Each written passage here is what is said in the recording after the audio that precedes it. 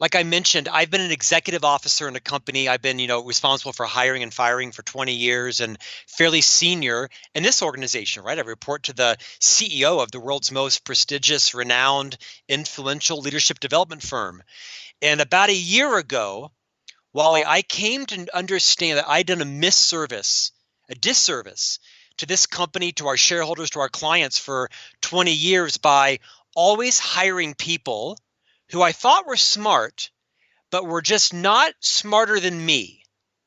And I didn't want them to eclipse me. I was so insecure and I was so sort of vapid around my own confidence level that I would hire people, but not people who I thought would eclipse me, because I thought my job was to be the smartest person in the room. As the chief marketing officer, I needed to be the best read, the best prepared, the most creative, the genius in the room. And in fact, that is completely the opposite. My job going forward needs to be hiring people who are palpably, noticeably smarter than me in their areas of expertise. Welcome to Men of Abundance, the podcast for those looking to level up their lives by hanging out with some of the greatest leaders and established professionals in our community, living a life of integrity, honor, and the abundance mentality. Prepare to pay it forward with your host, former Army medic turned lifestyle entrepreneur, Wally Carmichael.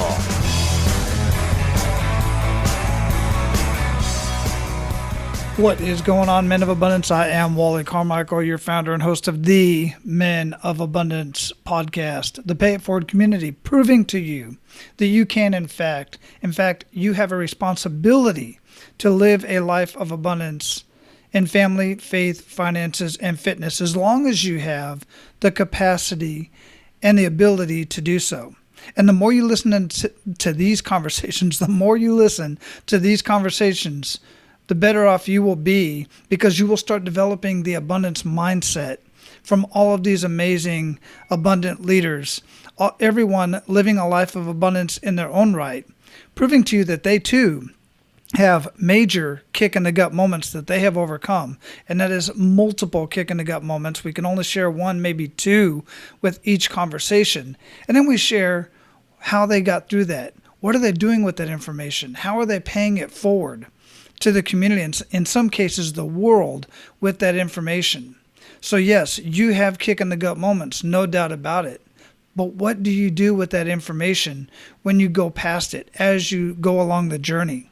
That's what's important about living a life of abundance. And people have asked me, and I don't say it enough on this show, what does living a life of abundance mean to me? What does being a man of abundance mean to me? Well, to me, success is individual.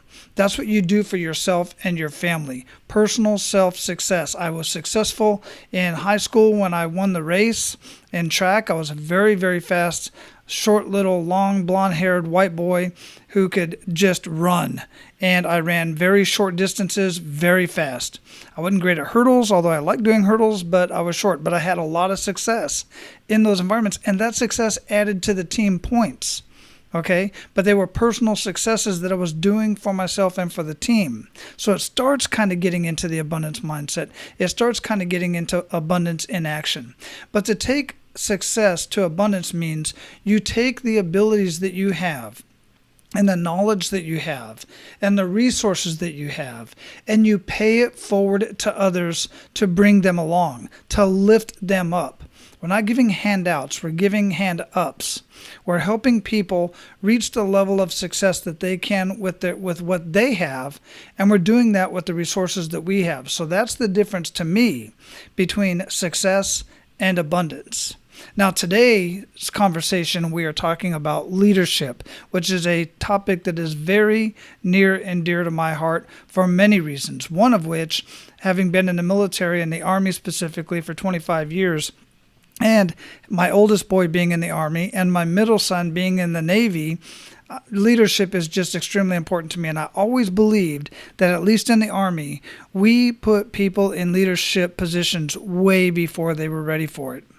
But what many people do when they're put into a leadership position is they step up to the occasion. I have seen people step up to the occasion when they're put in leadership positions and done the right way, as long as they have good mentors and leaders.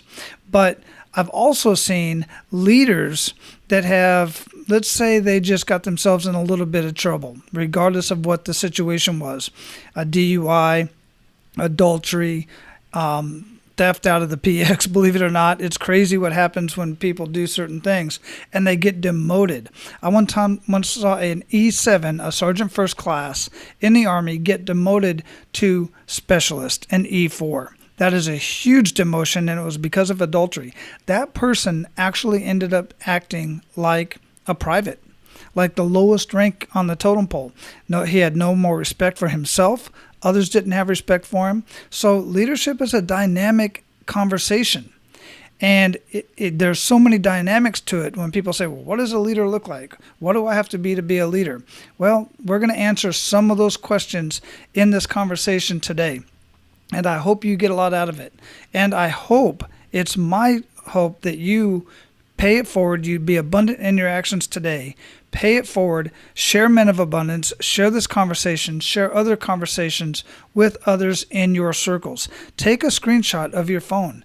Take a screenshot of take a picture of your computer or wherever it is that you're listening to this and share it and hashtag Men of Abundance, hashtag abundance, and then tag me and tag our guest if you're connected with our guest. If you're not connected with the guest, then get connected on social media and tag the guest and tag others so that they too can get in on these conversations and get out of them what you're getting out of them.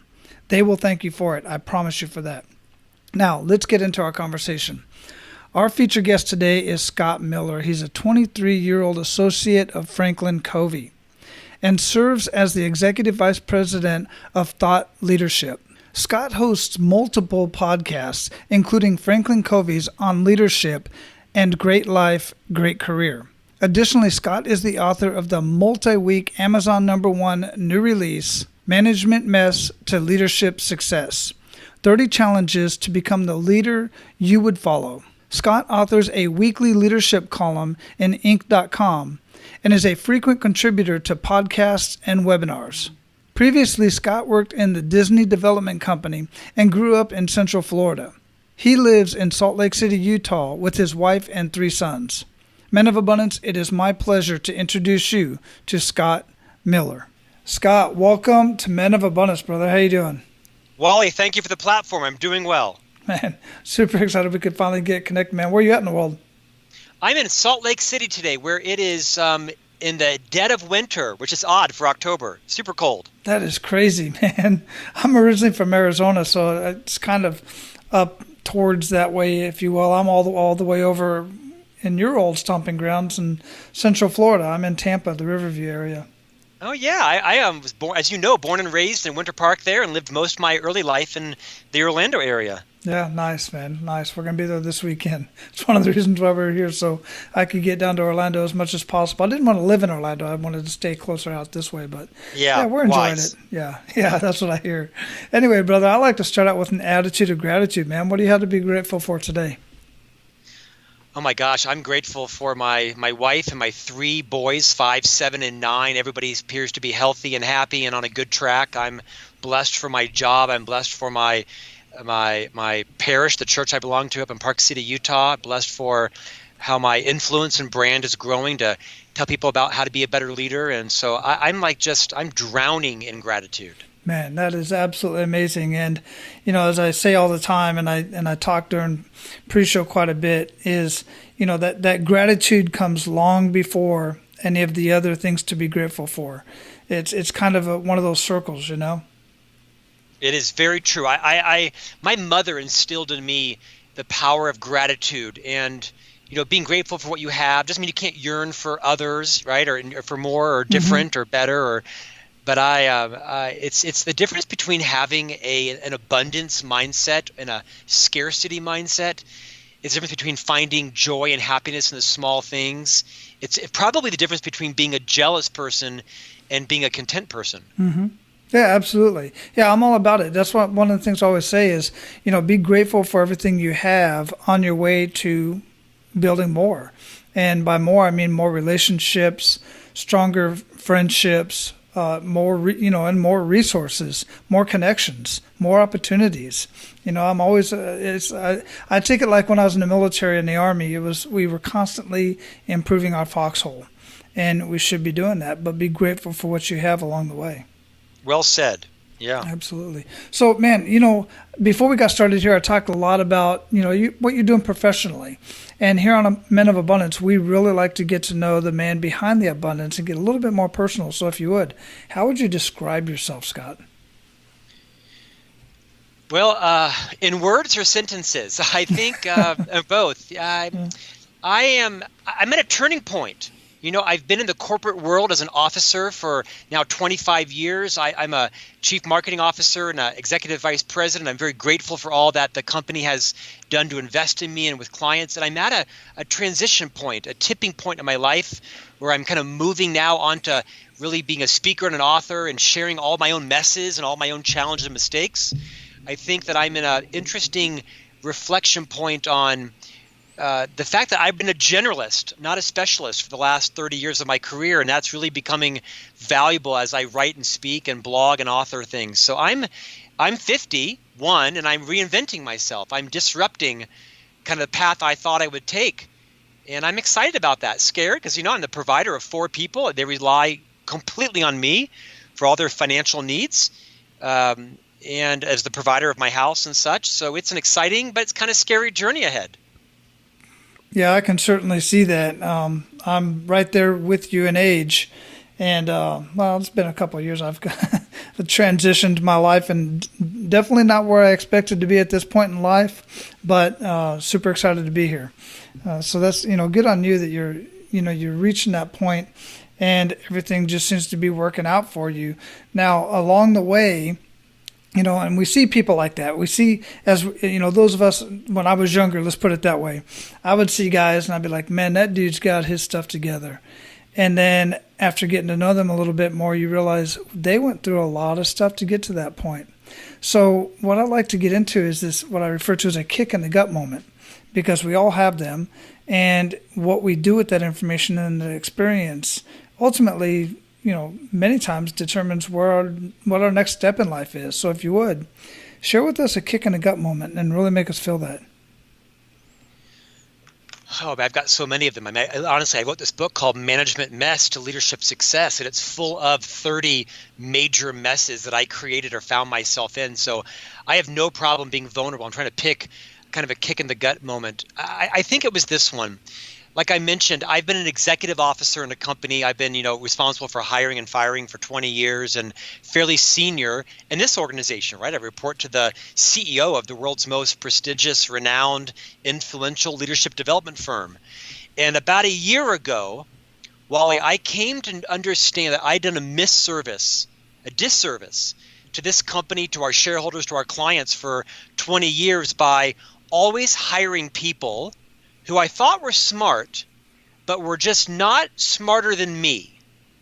And I didn't want them to eclipse me. I was so insecure and I was so sort of vapid around my own confidence level that I would hire people, but not people who I thought would eclipse me, because I thought my job was to be the smartest person in the room. As the chief marketing officer, I needed to be the best read, the best prepared, the most creative, the genius in the room. And in fact, that is completely the opposite. My job going forward needs to be hiring people who are palpably, noticeably smarter than me in their areas of expertise. And my job is to build a culture to hope that they thrive. I intentionally hired people, I think subconsciously, not consciously. That would be a sociopath. I unconsciously, but probably intentionally hired people who were very competent, but people who did not threaten me, who didn't threaten my sense of security in the firm, that was predicated on me, being the smartest and me kind of saving the day and being the hero, because that's how I found value. And I would encourage every leader out there to learn from my total mess, learn from my insecurity. Your job, in whatever role you're in, formal or informal, surround yourself with people who are smarter than you, more educated, more secure, better morals, better values, better ethics, better, more well-read, if you will. and it will only improve your own performance. Don't be the person that has to be the genius in the room. Be the genius maker of others. To quote my friend Liz Wiseman, who wrote, I think, the best leadership book of the decade, Multipliers. I have heard of that book. I haven't picked it up myself yet. But, phenomenal book. Yeah, I have to check that out for sure. I've heard about it a couple of times. That's a hell of a confession. Confession and realization. That's a very good point actually. That it is a confession that a lot of guys, quite frankly, would never openly admit. And thanks for your vulnerability in that and bringing that up because, wow, that is we've always heard, if you're the smartest man in the room, you're in the wrong room, for sure. But I've never considered it as far as hiring practices because I've been on hiring boards as well. And, we always have those conversations, but I've never considered it as far as a hiring practice, especially in something that's your skill, right? So, yeah, that's really, really interesting that you did. What did that do for the organization once you made that realization? How did that affect the organization and people in it? Yeah, I think a couple of things. I'll tell you, I realized that, 20 years too late, right? I mean, I realized it when I was 50 and I'm 51. And I haven't hired a lot of people since then because my role has changed. But I think it's the more I talk about it and the more willing I am to confess that and be vulnerable about it, I think it shakes people into realizing that as a leader, your number one job is to be a talent magnet. Your job is to recruit and retain the best people in the industry, people who are smarter than you. And as the leader, you have to have the confidence to recognize that they're going to be in meetings with you and they're going to know more about, SEO or marketing automation or supply chain or Google Analytics. And there's going to be times when, you're kind of, a deer in the headlights, right? But that's okay. Your job isn't to know it all. Mm-hmm. Your job is to build a culture, to develop the conditions where they choose to thrive and stay. Because we know people don't quit their jobs. They quit their boss. They quit their culture.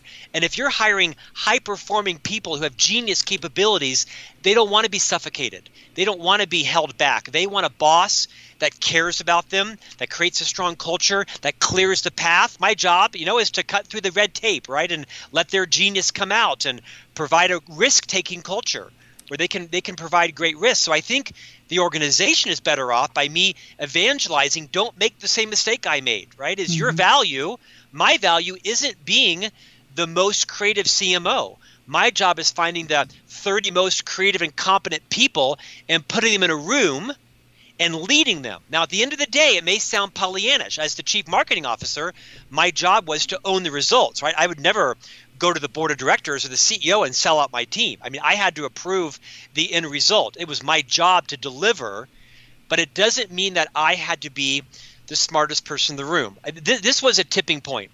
In the marketing division at Franklin Covey, there used to be a phrase about amongst the 40 people who were here. It was kind of a joke. Best idea wins as long as it's Scott's. And it used to be a bit of a joke, but I think in that joke there was some truth. And I regret making that joke be true. Yeah, absolutely. It takes me back to, you remember the movies where they go out to, do like the company outing and whatever, or you're going to go golfing with the boss. But hey, guess what? You're way better on the course than the boss is, but not that day. And it translates directly, I think, because I worked a lot around doctors and for 25 years, doctors and nurses, and the whole dynamics of that industry changed over the years, and it all came from actually pilots. A pilot wrote a book about this, about the pilot giving just as much power to the co-pilot, and the doctors giving just as much power to the nurses.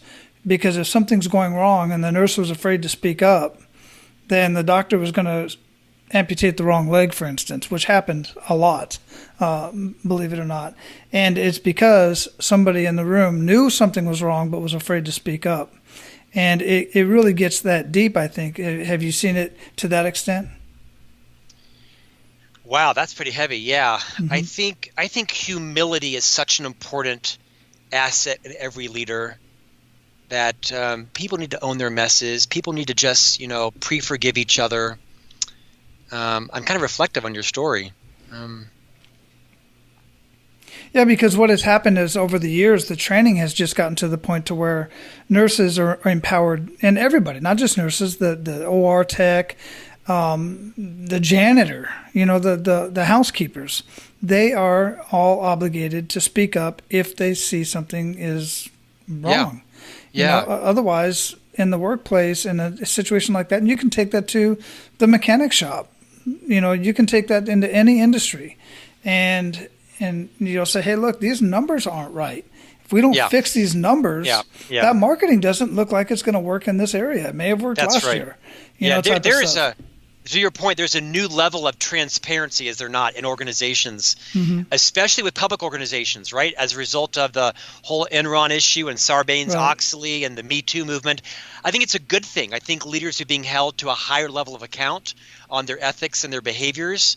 I think I think Dr. Covey said the best disinfectant is light. It Mm. was a great metaphor in organizations. The more light you shine on the dark corners, the more the cockroaches scatter. Right. And I think it's only great for organizations to have a level of, again, I'll say the word transparency, but also vulnerability in their leaders to call out what's going on. One of my dear friends, Rebecca Hession from Indiana, said something to me that I think is profound. She said, "You think they don't know, they do." Mm. And I think that's so ubiquitous in organizations, right? If people know what's going on, they can smell it. They know when the CEO is having an affair or the CFO is cooking the books. People know what's kind of going on. And I think that's a good thing because it's raising the level of accountability, not in politics, but in organizations, to a very healthy level. Yeah, absolutely. I mean, you can just take it to the same idea as a small town. Everybody knows each other, and they all know each other's business. It's true, So yeah. it's And there's some downside to that, right? I mean, people can sure. be petty and people can gossip and people can weaponize information. I always talk about being vulnerable. There are people that will take my workplace confessions, if you will, and weaponize them against me. And there'll always be people who will try to bring you down. The vast majority of people, I think, thrive in a high trust, high transparent, high translucent environment. Hmm. Oh, absolutely. I mean, I've been in leadership roles where I had, 10 people working for me to 100 and, goodness, I think the highest was like 120 people under my charge. And that was when I was in Iraq. And whether you're doing well or you're not doing well, there's always going to be somebody that's going to take your, try to hold something against you. But my thought process has always been that as long as I feel that I'm doing the right thing for the greater good, and not for my own well-being, then I should be okay. And it served me well. I know a lot of, and I say that because I was also the equal opportunity advisor to two-star generals. And so many people are afraid to say the right thing in fear of reprimand, or they're afraid to call somebody out, or they're afraid to discipline somebody in fear of being called a sexist or racist or a bigot of some sort, when you're fully fine, you can make that call, and as long as you're doing it for the right reasons.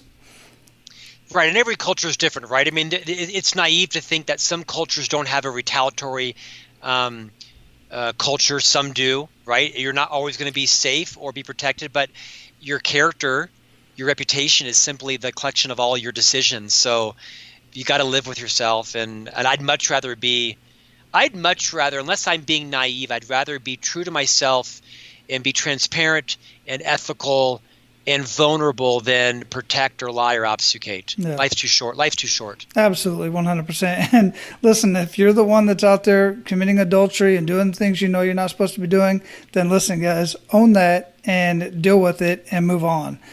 Just stop doing it. That's all I got to say about that. Because, just save face and move on. But yeah, absolutely. I mean, there's so many dynamics to leadership and so many different cultures and so many things out there that it just fascinates me. That's why I love having these conversations. But your book, Management Mess to Leadership Success, 30 Challenges to Become the Leader You Would Follow. I love that last tagline. Absolutely love that. You've already talked a little bit about where this came from, but what have you seen that's good coming out of it? What are some good news stories? Oh man, I'm so delighted at how well the book has been received. I wrote the book, Wally, because I think the world needed one more leadership book, believe it or not. That most leadership books are fairly academic, they're kind of aspirational, they're often written by either CEOs or professors, and they're not very relatable. And they also kind of end up all wrapped up nice in a bow. Leadership is hard. Leadership is messy, it's unrelenting, it's often unrewarding in the short term, and leadership isn't for everyone. Now, everybody has leadership capability in them. It might be leading a project or leading an initiative, but that does not mean that everyone should be leading a team. Not everybody should be leading people. In fact, I'm not quite sure that I should have been leading people. So I wrote this book and kind of shared a lot of my own stories and messes, some successes as well. It's all built around 30 challenges that every leader faces in their journey, both in the workplace, Wally, and at home. And the feedback has been phenomenal. The book sold 20,000 copies. I'm on stages around the world now. I think it's because it was relatable. It was real. It was authentic. People could recognize that even as a chief marketing officer, as an executive in a company, in a leadership company, that I just admitted, I got lots of messes. Everybody knows that I do. People are talking about them, so why not just own up to them and create a culture where it's safe to talk about your messes, not wallow in them, not license bad behavior, as someone wrote on my Amazon review. I wasn't trying to license bad behavior. I was trying to say, you know what, everybody's got messes, including the CEO and the CHRO and the chief people officer and the chief of sales and the receptionist. So it's a great opportunity just to talk about them. When you can talk about your mess as a leader, that means your people that report to you can share with you their fears, their concerns, their frustrations, and then you build a culture of high trust, high accountability, high communication, and that is invaluable. I think, Wally, most organizations make the mistake of thinking that their most valuable asset is their patents or trademarks or supply chain or their logo or their intellectual property. That's not true. All that stuff can be copied and stolen, and it does every day of the week. A step further, too many organizations have fallen victim to this idea that people are your most valuable asset. Well, that's a lovely statement from HR, but it's not true. What is every organization's most valuable asset, whether you're a small entrepreneur, whether you're a father, a family member, or you're the CEO of a Fortune 50 company? Your most valuable asset are the relationships between your people. If Tina and Jim can't get along in accounting, I don't care how smart they are. I don't care if they were Rhodes Scholars. I don't care if they're black belt, master, Salesforce, Sigma people.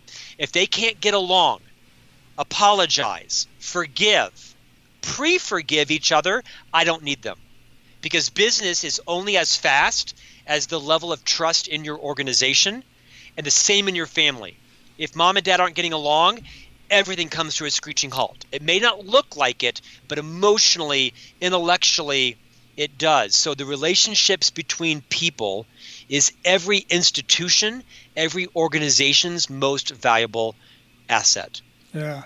I never heard it put that way, and that's absolutely, it makes perfect sense. That's why, you hear the stories about, well, let's say, for instance, like you're saying, the two top executives, two top sales guys in an organization that just can't get along, then everybody else is, watching this, and it's tearing the whole organization apart. And then that looks bad on the leadership. The leadership's like, you can't control these two guys.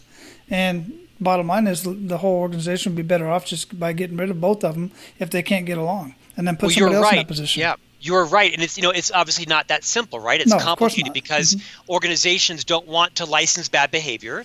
They don't want to fire high performers, and they also don't want to be frauds in the eyes of other people by not stepping to the plate and having the high courage conversations and stopping, what's slowing everybody down, which could be the cancer. So leaders have got to balance, the long-term and short-term. They got to balance high courage conversations with, considerate respect and diplomacy. But at the end of the day, if you don't tackle the dysfunctional interpersonal relationships, who will quit is not those that are causing it. It's those sitting around it, witnessing it not being resolved, and they will go move to your competitor. Yeah. No, absolutely. Yeah. They're just not going to put up with it for very long. that it's like it's especially just a now, toxic right? environment. Absolutely, Yeah, there's too I many mean, too where much out people there. exactly unemployment 3.5%. People have got choices, Mm-hmm. and people will leave. People, like I said before, people don't quit their jobs; they quit their cultures, and people will go across the street for $4,000 a year. People will go across the street for a free soda machine if your culture is toxic, which is why I'm so passionate about the role that culture plays in organizations. People will not take a recruiter's call if they love their boss or if they feel like their boss loves them. When you find a leader that's invested in you, you'll put up with a lot of offers or a lot of other crap because you feel like someone's got your back. There's no better feeling in your entire career than liking who you work with and feeling like your leader has your back. Yeah, oh, that's a fact. There's no doubt about that. And I've dealt with that so many times over my career. And the other thing that I've found, this is really top of mind for me right now too, because I just finished listening to the Culture Code. Oh yes, I interviewed Daniel Coyle a few weeks ago on my podcast. Oh, did you? What He's an amazing. Absolutely amazing, and such great stories in there about. I think it was Daniel Meyer from. I think he was talking about Shake Shack. So many. I love the whole idea of just having such a great culture in the organization, because you're right. It's all about the relationships, and yeah, that was a great book. Actually, I've listened to it twice now. It is. Gosh, we could talk books for an hour, right? I mean, another great book is this book, Extreme Ownership, written by those two Navy SEALs, Leif Babin and Jocko. Jocko, listened to that one too. Yeah, I interviewed Leif a few weeks ago. That is an enormously applicable and valuable leadership book. These two guys are, Navy SEALs. They share in each chapter a story about a Baghdadi, unrelatable leadership moment, life or death. And they translate the lesson into the workplace in a genius way. I highly recommend Extreme Ownership to all of your listeners, male, female, regardless of your role. It is one of the most applicable, tangible, relatable, inspiring leadership books I've ever read. Mm-hmm. One of the things I like about that book, because I read so many leadership and business books, and it's a little bit battle heavy for some people, but what I like about it is I deal a lot with veterans transitioning, and I was like, Wally, how can I translate my active duty role into civilian role? I'm like, well, that's a perfect example, because he's taking these just the most extreme example of battle and all of the mishaps and blue on blue, which are friendly forces firing on each other, just the worst thing that could possibly happen in battle, and then translate that into the executive business levels. It's just brilliant. It's absolutely brilliant the way he did that. Yeah, I couldn't agree with you more. I've told people, I thought they were going to kind of phone in the corporate examples because, how could two Navy SEALs really know what life's like in an organization? They did a masterful job of painting what it's like inside of kind of any company. Kudos to them. Yeah, I agree. So, brother, we are at the point of the program where we are going to pay it forward. You ready to do that? I'm ready, sir. Excellent. Share 1 to 3 actionable steps that men of abundance can take today. One is stop gossiping. Dr. Covey, who wrote the 7 Habits book, said, if you want to build trust with those who are present, be loyal to those who are absent. Do not speak about anybody differently when they are away from the dinner table or the office or church than if they were standing right in front of you. That's the first thing.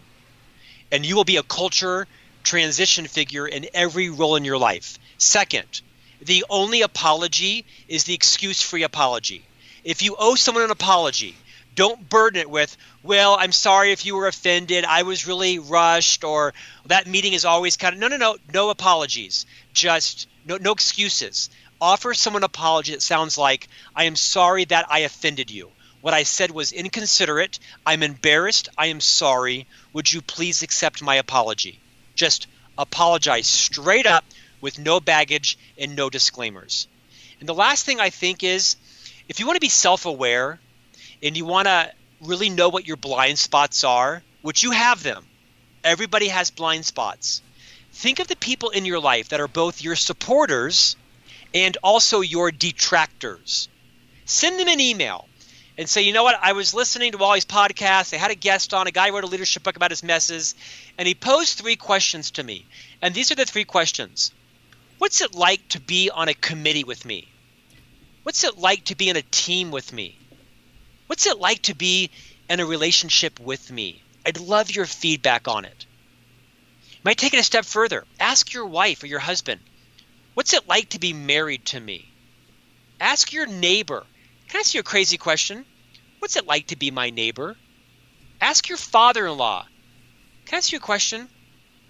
What's it like to have me as your son-in-law?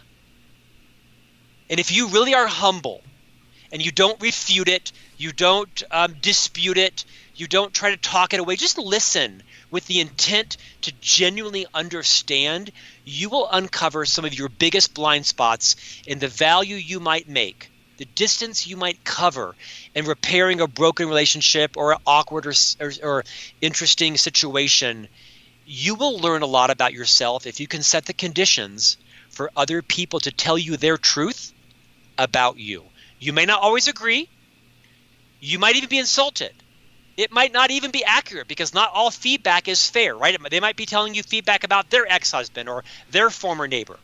So be aware that you might not always choose to accept it, but it's important to hear it. That's my pay it forward. I absolutely love it, man. What rituals make the biggest impact in your life, Scott? I think it's going to Mass. I'm a lifelong Catholic. I'm raising my 3 boys Catholic. I've had a phenomenal experience in my parish and my church, and I really enjoy going to church. You know, I'm no better or less practicer of my faith. I don't think I'm making any better progress or worse than most people. I believe in my purpose in life. I believe that I was created for a reason.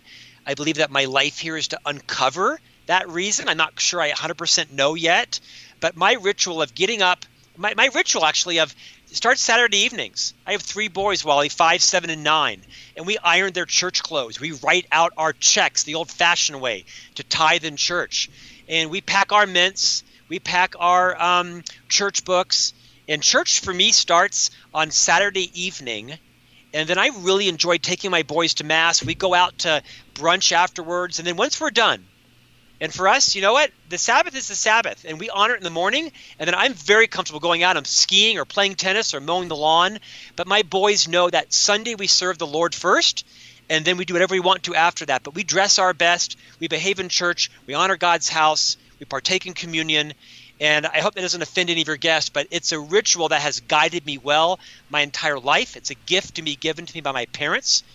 By the way, my mother is a Methodist. My father is Catholic. And it's a gift given to me by my father and by my grandmother, who was Catholic. But my mother, who's a Methodist, is the one who probably went to church the most consistently. And I watched her write those checks out to the tithing account and to the building fund every Saturday night for 18 years when I lived at home. And that created an indelible impression on me. And I'm trying to do the same with my boys. Oh, that's wonderful, man. I always say I grew up heathen. I remember going to church and stuff like that. It wasn't big on my dad's schedule. My mom wasn't into it either. But as I married into my wife, which is has been Catholic her entire life from Central America, and then I got baptized, and about 4 years after our court marriage, because we were in another country, and revealing some stuff here I don't think I've shared with the show before, with the listeners after 300 and some odd episodes, almost 400 episodes. No, almost 300. But and then now at this point, I'm 3rd degree Knights of Columbus. Wow, and, congratulations. Well, and I did that because, quite frankly, even though I've been Catholic for many years and go to church and go to Mass, there's still questions. And I want to understand my faith much more. So, and I'm retired and I want to give back to the community much more. So I figured what better way to do it than with a group of men who are doing amazing things. And we do just amazing things in the community and abroad, for that matter. Wally, can I share one quick story with you? Yeah, for sure. Absolutely. I'm going to go fast. My father, who is 83, was born in Minnesota. His father died when he was 10 of cancer. My father's twin brother caught polio when he was 16 years old. And you remember back in the 50s, polio was the plague, right? I mean, it was just, you didn't go outside for fear of catching polio. My father's twin brother caught polio at the age of 16, and he spent many years in an iron lung. And it was the Knights of Columbus that came to my grandmother and offered to fund the iron lung. My grandmother was a widow, and she told the Knights of Columbus, "Thank you, go next door, they need it worse than me." I'm getting chills telling this story. My grandmother could not afford to pay for the iron lung, but she could afford it a little more than the neighbor. And the Knights of Columbus went next door. I have no idea what that story is, but I have such respect for the Knights, their philanthropy, their big hearts, carrying on traditions. The Knights of Columbus saved a lot of people and have helped countless millions across the world. What an honor to know you, and what an honor to call you out on your podcast. Thank you for your service to the world. I mean that genuinely. I appreciate that. That's literally the first time I've shared that publicly, because I'm pretty private on some of my stuff that I do, philanthropy-wise. Yeah. I appreciate that. So, let's get back on track, man. That story really that was hit a good ending. That was a great ending. We're not even done yet. I got a couple more questions for you, the important ones as well. We already talked about many books, so we'll jump over that, and we got your book for sure that we're going to have linked up in the show notes. But what do you feel holds most people back from living a life of true abundance? I was on Rachel Hollis's podcast this week. She wrote this book called Girl Wash Your Face. It sold 4 million copies last year. Wow. And only second to Michelle Obama. And this woman is sweeping the country by storm right now. Rachel Hollis. The book is aimed at women, 20 lies that women tell themselves, but I found the book to be phenomenal. Gentlemen, if you want to get to know your wife or your daughter or your mother-in-law or your sister better, read this book, Girl Wash Your Face. Change the cover, put whatever cover you want on it, but it's a phenomenal book. Rachel talks about how most people don't fear failure. They fear other people seeing them fail. And I think that is profound, is that I think most people fear not failure. They fear the embarrassment of other people calling them out or seeing them stumble. I don't fear that, but I fear sharks, snakes, and alligators. I'm from Florida. I don't fear anything else other than I don't fear CEOs. I don't fear anything, right? I'm certainly not people. And I don't think I fear having other people see me fail, but I'm not sure I was always that confident, right? I think there's really big insight in what Rachel said. Yeah, absolutely. It has a lot to do with what they're afraid of what other people are going to think. And the bottom line is this: they're not thinking about you at all. Some people may be, but not to the extent that you need to be, that it's going to harm you in any way. I totally agree with that. I'm definitely going to get a hold of that book, because I can always, even after 28 years of marriage, I can still learn more about this woman. Well said. It's a great book. It's a girl book. I mean, it's a chick book, right? I mean, and she writes all about, Google her. You'll find out how big she is today. But this is an extraordinary book to understand our better halves. But honestly, I read the book, and it's taught me a lot about myself as well, too. So could not recommend Girl Wash Your Face anymore. She wrote a follow-up book called Girl Stop Apologizing. Both of them are phenomenal reads. Excellent. I'll definitely look that up and have that linked up in the show notes. What does being a man of abundance mean to you, Scott? I was somewhere recently, and I heard someone give a speech at a conference, and they said we're all just kind of walking each other home. And I think that's so true, is that you've used the word pay it forward so many times. My entire career is the result of people who believed in me, who extended trust to me, oftentimes when I hadn't earned it or deserved it or had abused it or had violated it. And I'm very mindful of the people that have been transition figures in my life, personally and professionally, that stuck with me, that were loyal to me, that defended me perhaps when I didn't maybe deserve it in the moment, but did maybe in totality. And so I think an abundance mentality is realizing that it's your job to do the same with those coming up behind you. Someone once said something to me very wise. His name was Charles. He said, "Scott, you'll never have enough until you've defined how much is enough." And that comes with love, paper clips, money, credit, fame, attention, golf balls, you name it, right? In every aspect of your life, if you haven't defined how much is enough, you're always going to be on a quest for more or robbing it from other people to satisfy yourself. So when I think about the term about, living an abundant life, I think about, where are you in the process of lifting and raising others? And are you giving back? Are you grateful, aware? Are you cognizant of all that people have done for you? Take a moment, sit down. In my book, I leave a whole page to say, write out the names of people who extended trust to you, who were abundant to you. Write their name down. What impact did that have on you? I wrote down neighbors, high school teachers. I wrote the girl next door who gave me her farmer's market bakery stand when she went off to college. I wrote down all kinds of names. And then the next page, as you probably know from the book, I write down some of the names of people that if you were to be more abundant to or to extend trust to, what could it do for them? Even if they've violated your trust in the past, even if they've been scarce with you, which is kind of the opposite of abundance, right, is being scarce or having a scarce mentality, what could that do for them? I think that's how I'd answer that question. Love it. Absolutely love it, man. We are going to close this up. We're going to definitely have your website, managementmess.com. Guys, go there, check that out. But Scott, what did we not talk about that you want to ensure that our abundant leaders get out of our conversation today before I let you go? Oh, we talked about a lot. I'm trying to think of some big lessons that I've learned. I've learned that your job is a career. Your job is not your life.